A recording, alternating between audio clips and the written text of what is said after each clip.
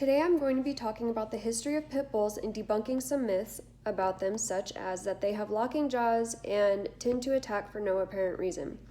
Many people believe and spread these myths because they're unfamiliar with the true nature of a pit bull, and they also misinterpret their body language and vocalization. I have a little pit bull. Her name is Moana, and she tends to snort when she wants attention or is excited and has a toy in her mouth. People think that she's growling when really she's just happy or excited. There's a lot of misunderstanding and misrepresentation about pit bulls. This misunderstanding and misrepresentation is what drives me to advocate for the truth, as well as spread awareness and show them the love that they deserve. Pit bulls started in England. They are a crossbreed between a bulldog and a terrier. Pit bulls were originally bred as working dogs to herd, protect, and manage livestock. In the 20th century, pit bulls became a popular family dog and were once in the military. According to pitbullinfo.org, there are 4 unique AKC and UKC breeds that are recognized as a pit bull type.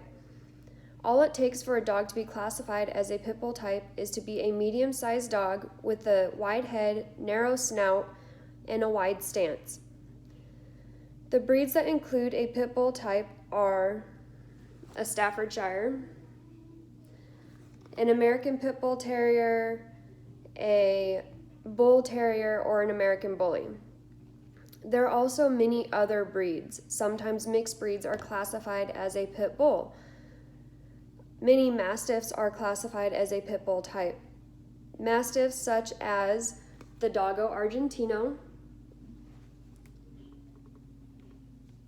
the Cane Corso,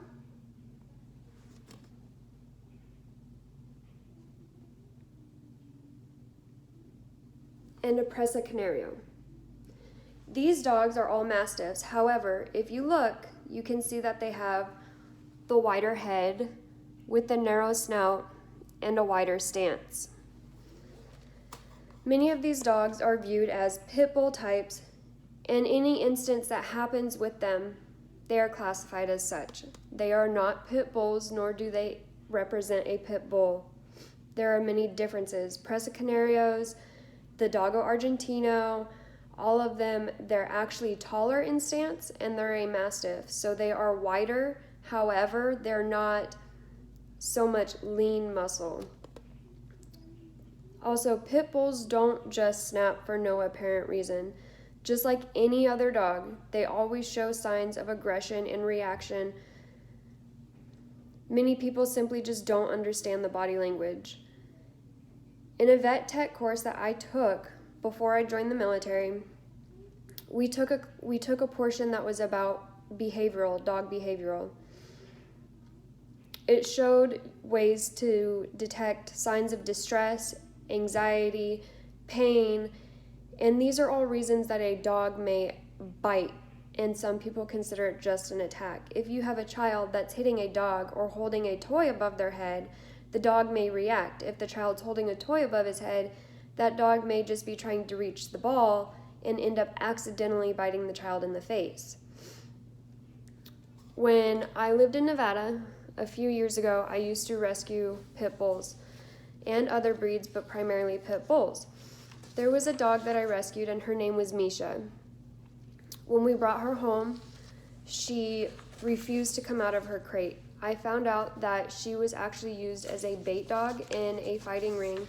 She had some scars on her legs and her chest, and she was used as a bait dog because she didn't have what it took to be a fighting dog. She was not aggressive at all. And she was also used basically for just breeding. Breeding and a bait dog is what her life consisted of. She was about 3 years old, and she lived in a small crate, a crate that was much too small for her, covered in feces and urine. She had scabs on her elbows from the pressure of laying on them, and she was absolutely terrified. She would not come out of her crate. She would growl and bark. However, she did not ever try to bite. It was her warning, but if we had pushed it, she probably would have to protect herself. I sat there with her for weeks on end, hours a day, and still could not touch her. She wouldn't eat, she wouldn't drink. In that time, she lost about 20 pounds because she was so scared and stressed out that she couldn't eat. She eventually started eating as long as no one was in the room with her. There was one day where I was sitting with her and I had received some terrible news and I was actually crying. And I had my head in my hands and I just felt this little nose come up and push on me. And I sat there and just kind of let her take her own steps for the attention that she wanted and needed.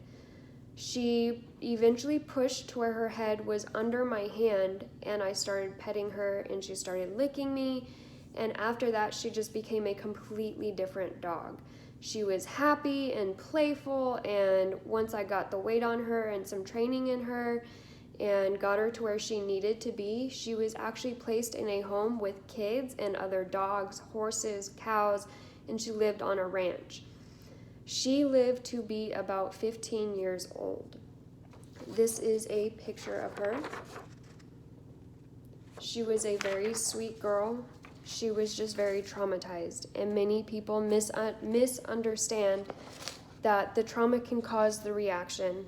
Rather than taking the time to work with her, someone else may have just pushed it and ended up getting bitten, causing her, because she was a pit bull, to be euthanized. Behavioral tests actually reveal that pit bulls have the highest passing rate. According to the American Pit Bull Foundation, pit bulls consistently pass behavioral tests at 82%, compared to 77% of the general dog population. The general dog population, that includes Labradors, Golden Retrievers, Chihuahuas, and all other breeds. Pit bulls consistently pass at a higher rate than all other breeds combined. Many people believe that pit bulls have the strongest bite pressure in their jaw. However, there is not really any way of testing that, because as people are genetically different, each person, someone may be stronger than the other. Pit bulls are the same way. Some may be stronger than the other. However, there are studies that have shown that pit bulls are not the strongest. They also do not have locking jaws. In an article about pit bull myths being debunked, it explains that there's no way to collect the data on pit bull bites. As for locking their jaws, in the same article it states, Dr. Brisbane, the few studies which have been conducted of the structure of skulls, mandibles, and teeth of pit bulls show that in proportion to their size, their jaw structure, and thus it is inferred functionally, morphologically, is no different than that of any other breed of dog. The Humane Society of Harrisburg area also has a flyer that states that pit bulls do not have locking jaws. Their bone structure is the same as other breeds. This is a picture of a Chihuahua skull. You can kind of see because it has like the deer-headed type. If you look at the jaw structure, it is the same as a pit bull's jaw structure. There is no way that a pit bull would have a locking jaw, but a Chihuahua would not, if their bone structure is the same. The CDC posts dog bite statistics. However, those statistics are reported simply as there was a dog bite, it was this breed. That is the only thing that is reported when a dog bites. If a child goes to a hospital because they're holding a ball above their head and they got bit in the face, I actually know someone that happened to. The only thing that is reported is a pit bull bit a child. That is the only thing. And then it reports whether or not there was a death involved. There is, in vet offices, when a dog bites someone, it only says the breed and that there was a bite and whether or not someone was killed. My German Shepherd actually has severe anxiety, and I told the vet offices about that, and they kind of moved towards her really fast, and she did bite someone. She was not quarantined, she was not euthanized. However, they did report to the Humane Society as well as to the nursing hotline that there was a dog bite by a German Shepherd. That is the only thing that was reported, and that came directly from the vet tech that told me this. Also, there was a Military Times posted an article about a war hero named Stubby, Sergeant Stubby. This dog was a pit bull. He, he was an army dog. He was a stray dog, a stray pit bull rescued by someone named Private Convoy. Private Convoy was serving in World War I. He stowed him on the ship, and when discovered, it is said that Sergeant Stubby saluted the commander, earning him a stay for the rest of the trip home. During his stay on the ship, Sergeant Stubby would warn soldiers of inbound bombs. Pit bulls have been amazing for all of time. They have saved lives. You hear more stories in the news about a pit bull bit someone. Most of the time, the news reports these so-called facts before it's actually proven that it's a pit bull or not. It may even be a lab, and the news is reporting that it was a pit bull. And because it is reported as a pit bull, people see it as a pit bull, even it may not be. Even if that dog may have been instigated or may have been protecting its owner and accidentally bit someone. The full story isn't always reported. We only see what is said and what is told to us, and many people tend to believe that. There are people who I've heard say, a friend of a friend, they adopted a pit bull and it killed their dog. Okay, well, in my opinion, you should never leave an adopted dog alone with another dog until you know how they're going to react anyways. Many people create bad reputations by doing such things, or by reading it on the news, or because people started seeing these short, stocky, powerful dogs and using them to fight. However, in a book called The Lost Dogs that I read about Michael Vick and his dogs, an officer reported that over 80% of the dogs that are tested don't scratch. This means that they put a line in the floor and it's called a scratch line. So these dogs don't even attempt to go towards that other dog. They don't show any acknowledgement of the other dog.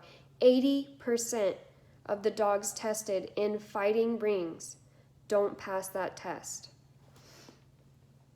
If you teach a child to be a murderer, it's the parent's fault. However, if you teach a dog to be aggressive, why is it the dog's fault?